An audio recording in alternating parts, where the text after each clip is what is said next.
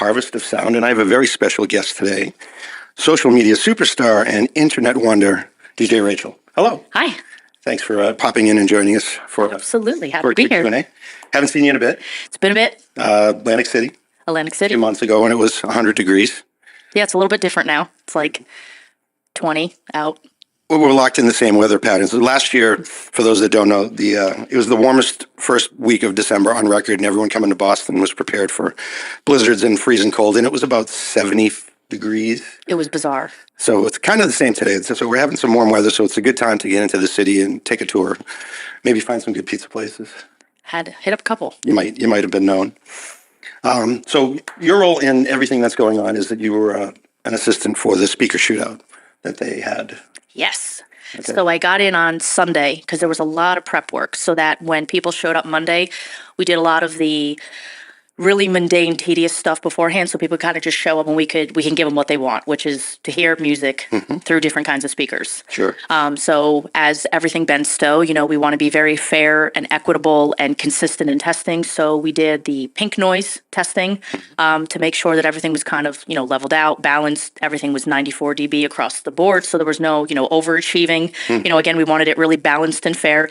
And if you don't know what pink noise is, it's literally like a TV with no signal going to it. When TV used to go off the air way back in the day.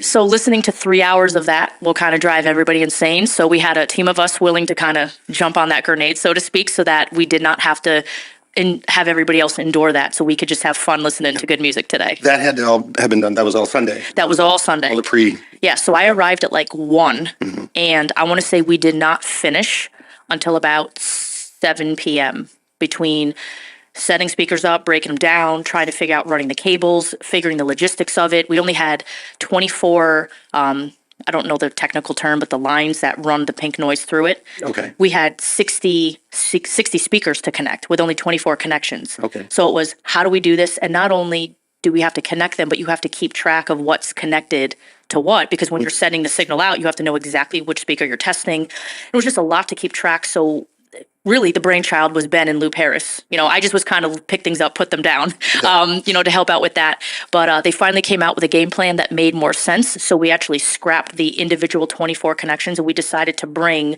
the speakers to the connection rather than the connection to all the speakers. So it made a lot more lifting, but it made a lot more sense to do it that way. Okay. So it took a while to kind of develop a game plan, but once they got it, it went pretty quick. So For sure. And it was appreciated by the guests today that heard music. Yes. And we made comment in the other video that they were playing some Van Halen and heard some reggaeton and all kinds of different things coming through the speakers. Oh, a little bit of everything. Even much better. Classical instrumental music, simulating a DJ at a ceremony, where you're playing kind of that vitamin string quartet kind of a vibe.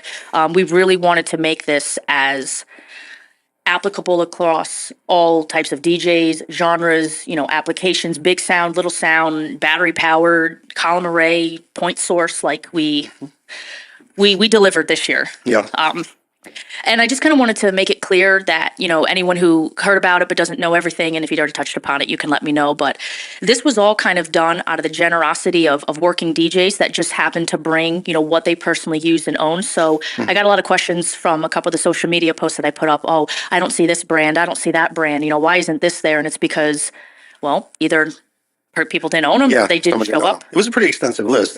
Yeah, I was going great. through like 60 different speakers from a good number of manufacturers. So it was a pretty good cross-representation of all the big names of the stuff that we use. And in my opinion, I feel like all the major brands were represented here. So again, it was just people showing up with whatever they owned, and that was it. So we didn't have manufacturers, like shipping pallets of speakers to us. So we did Would the have best. been nice, though. To take them home when you're done, that would have been ideal. Perfect. Yeah, so we did the best we could with what we had. So on that note, what I personally brought, I'm here repping EV to the fullest. So I brought a EV ETX 35P, which is the big boy, the three-way. And then that was over a ETX 18SP sub, again, another big boy. For those small, intimate backyard gatherings of 25 people when you want to play 3 blocks away. Yes.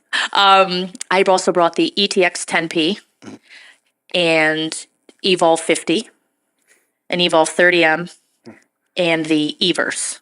Yep, the Everse, the new one. for the battery powered speaker. So that's what I contributed to the speaker shootout. Oh, that's quite the extensive load. At least one of everything this year, not doubles, except for what you needed to bring for Danny Max, because he was saying you brought him a working rig. So Evol 50s, he's rocking. 50s. He's got a pair. He's actually got a pair. Yeah. So with all those speakers, obviously you have a lot of different setups and looks. Every time every one of you, every time you go on Facebook, there's a post from this one or a link or a video from this one, because apparently she sleeps online and does everything online because there's always a ton of content. I don't think we should bother mentioning how to follow you. It's because you're already everywhere. If you're in the DJ world and you don't know this young lady's name, you're missing out. Everything is literally just at DJ Rachel Lynch. That's it. It makes it super easy to find. So That's what do you like bringing out? Do you like bringing out the smaller stuff, or do you bring out the cannons and like doing this big school events? So it's kind of a split answer. Obviously, nobody wants to work harder than they have to, right? No one looks forward to bringing out an 18-inch sub. You know, it's a lot of extra labor and backbreaking work. And, you know, when you reach a certain age, you kind of, you know, prioritize your workload effort. But so my 95% of the time, I'm using Evol 50s for the type of events I do. Really, really small corporate stuff, I might bring out a 30M, but it does feel good. So I usually do 2 or 3 really large events a year, whether it's a car show or like a food truck festival. And man, bringing out those ETX 35Ps over the subs, it's that like, yes, you know, that pump you get from having big sound. Now, would I want to do that every weekend? Absolutely not. That's what we love, is rolling those 250-pound speakers through the grass, you know, to try to get them to where they have to be set up, because it's never any place normal. Oh, of course not. Yeah, you're Especially in the middle of the field. Yeah. Yeah. But it does feel good to bring out big sounds sometimes. So, you know, I'd be lying saying if I didn't enjoy it, but I definitely don't want to do it every weekend. So, right tool for the job. Yeah, you know, absolutely. And I will get a chance to speak to you a little bit about the new Everse 8. 8. We had such a hard time trying to search and look up and put those YouTube videos up initially. Managed to get it out there. It's a tough name they picked for that one, but we love EV here on DJN TV. But eventually we'll just have battery operated everything. We could just show up in the middle of a parking lot with no outlets and have speakers that play and run off power battery boxes and then not have to worry about electrical cords anymore. So this is going to sound biased, but I swear, and if you don't believe me, you can like ask around or whatever. I'm going to say the Everse was kind of like the shining star today. I feel people were really interested because it's brand new, right? It's EV's first battery-powered compact full-range speaker that they've dropped. And, you know, we've had the Bose S1 for a while and, you know, the JBL EO1 compact. And there's been a lot of staples, I'll say, in the DJ industry of kind of like this is just what people are using. So, you know, when the Everse dropped, a lot of people were kind of like, really, is it better kind of a thing? So I think today, if I had to say, you know, if there was one speaker that kind of like blew away people just in terms of their expectations, people were really drawn to the Everse. And I swear it's like, of course, because it's your speaker, but... No, but you put the time in too, because I watched your videos and I know that you did a 12-hour soft test and a 6-hour beating the crap out of it to see how long it would actually last and how true it performed to the specs that the manufacturer gave. And it held pretty true. Yeah. But having it side by side, it's, to me, it was like the top one. It's a damn good speaker. So if you don't believe me, ask around. No, I bet that was probably a reason, people knowing that was going to be here for them to come from far and wide to gather today. How's the networking been at the show as far as meeting everybody and seeing who's around? So coming in here, it was awesome to see some familiar faces. I'm going to be honest with you. I'm really bad at networking only because I always get tied into so many like projects and I'm a helper and a doer. So like I literally spent 7 hours listening to Pink Noise yesterday versus out floating around and doing the social thing. Okay. So, you know, I don't want anybody to think that I'm like antisocial or don't have time to just, I'm a helper. Like that's just where I spend my energy. So tonight we have a party, I think starting at, what is it? Like 8 o'clock in a couple minutes, across the street at a bar. So that's where I'm going to go get my social time. Honestly, I haven't done much networking yet just because we've been so busy trying to get this up and running for when everybody showed up that things were just good, you know? Yeah, this was a little more organized than last time around because I know the one last year came out of nowhere in about 10 days time and came together, and it was a test to see how it would click and see who you could get on board. And, you know. Well, you know, so in my opinion, I'm going to consider this year one of Harvest and Sound. This is now a conference, right? The location, how much has expanded, the resources, the budget that they had, just you can't even compare it to last year. Last year was just literally like a meetup. It was like literally going to somebody's house, like a large house, Yep. and just hanging out with some, pizza, and you just kind of bring whatever in your car, and it was a good time, right? It was fun. It was really low key, but to me, this is year one of Harvest and Sound. Yeah. Like just.